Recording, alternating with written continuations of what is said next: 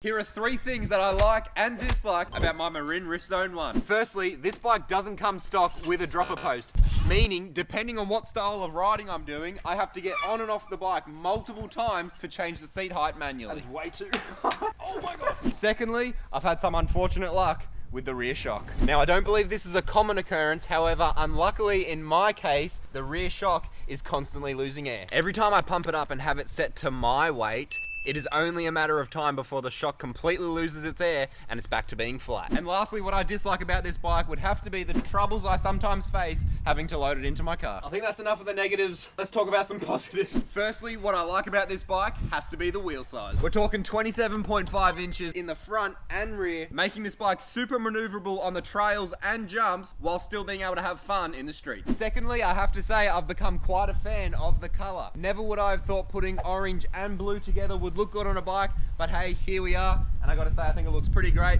especially if you like standing out. And lastly, perhaps what I like most about this bike would have to be the price. This full suspension mountain bike is perhaps the best value on the market, coming in at roughly $1,700, making it a great bike for those of you just starting out or looking to get into mountain biking.